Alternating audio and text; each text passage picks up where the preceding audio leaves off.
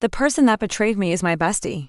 I can't believe this happened. Good evening, everyone. Welcome to my channel. Please ensure to like and subscribe before you leave. And also share this video with your family and friends so they can be aware. I am a 24-year-old Yoruba, Nigerian lady. I have a bestie. Her name is Aduke. We grew up together in Surulere area of Lagos State, Nigeria. Both of us are from Ekiti State. We are both 24 years old. So when we clocked 24, she said we should count ourselves lucky because we are not getting any younger. So here's the deal.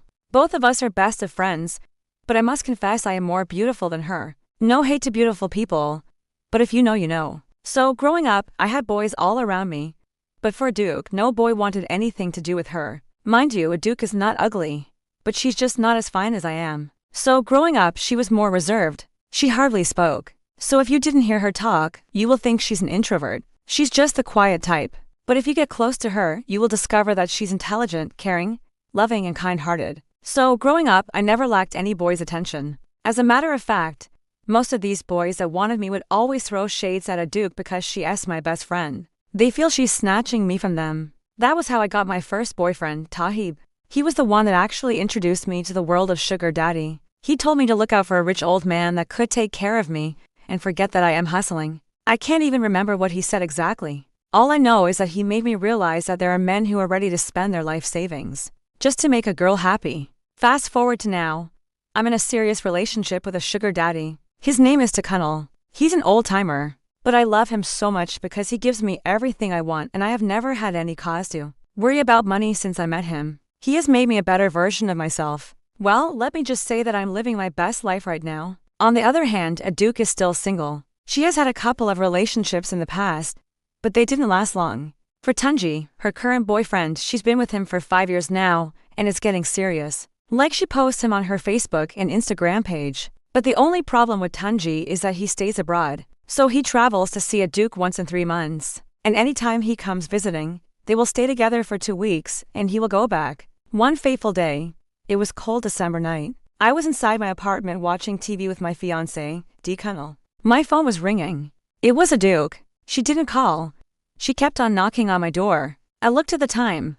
It was 1 a.m. Why would Aduke be knocking on my door at this ungodly hour? Tunnel and I went to the door and opened it, and guess what? There was Aduke crying uncontrollably. The moment I saw her, I knew that this girl has been dumped by her man again. Her eyes were red, swollen, and sore. I asked her, "Are you okay?" But she just shook her head and started crying. I asked again, "What happened? What's wrong?" She couldn't speak. The only thing that came out of her mouth was, "Please help me." So I was concerned, so I asked, "Okay, where's Tunji? Where's your boyfriend that you always brag about on social media?" She looked up. She couldn't even utter a word. She just shook her head and started crying again. At this point, I was angry. I mean, why would you barge into my house at this ungodly hour and you can't even explain what's going on? Tunnel and I looked at each other and we decided to let her in. So I asked her to wait for me at the living room while I go change into something more comfortable. After some time, she explained everything to me. She said Tunji traveled abroad this morning, and when he arrived in London, he sent a farewell message to her.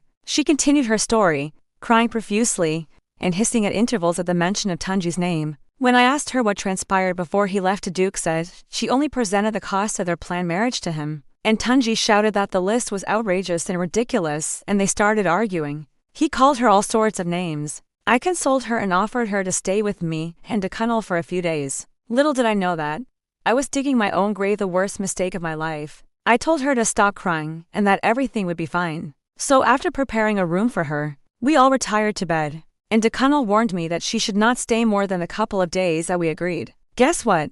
Well, Aduke started coming around often. Anytime she came visiting, Tunnel and I would cuddle and kiss each other. But she would always tell us to stop because she's uncomfortable. I usually get angry, but for the sake of our friendship, I pretended as if I didn't hear or see anything. Aduke stayed for over 7 months. After a few months, I noticed a difference in Tunnel. He tried to avoid cuddling me whenever Aduke was in the sitting room with us, but I dismissed that, thinking that he was responding to Aduke's request of us not cuddling when she was around. But as an investment banker, I often travel out of the country to meet clients as well as travel to different states of the country to meet various clients. On one fateful day, I was going to Mallorca, Spain, and Tunnel had just dropped me off when I realized that my flight has been rescheduled for the following morning due to the Spanish wildfire that has ravaged Spain. I quickly called Tunnel to share the news with him, but he did not pick his calls. I also called the Duke, but she did not pick her calls too. So, I took the cab home pondering over various scenarios that could suffice. Did DeConnell forget his phone downstairs, and he has gone to sleep? Or he did not go home and probably branched at one of his friends' place? I also thought about a Duke. Poor girl, she might be tired out of the fatigue of helping me braid my hair. She did it straight for over 3 hours. Or could it be that she has gone back to her presentation and got engaged in it, and thereby forgotten her phone? The journey from the airport to our house in Man that usually takes between 30 to 45 minutes. Looks like it took me forever. As soon as I got home, I did not unpack my bags but just as straight to our bedroom, and what met my eyes could only be imagined. I saw DeConnell and a Duke in their birth clothes humping and crying out wild and affectionate cries. They did not see me until I screamed to Duke. A Duke quickly grabbed a part of the bedspread to cover her modesty, and DeConnell faced the wall, ashamed of being caught in his actions. I rushed downstairs and locked myself up in the guest room and placed a call through to my cousin, who lived 3 streets away, to come and pick me up. Sola arrived in no time, and she told me that.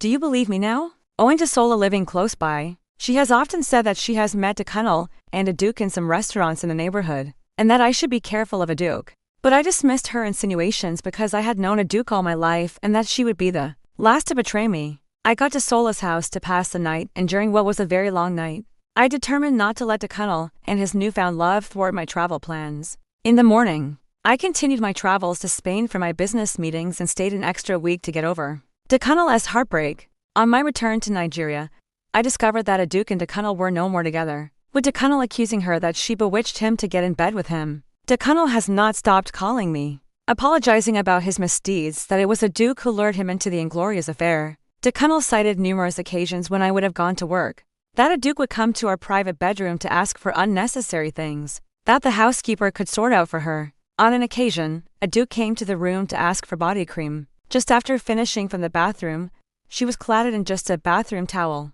As a Duke was leaving the room, her bathrobe fell, revealing her curvaceous body, a figure 8 which DeConnell could not avoid. I am now at a crossroads. Do I take DeConnell back? Or should I let him go and move on with my life? As for a Duke, that was the end of it.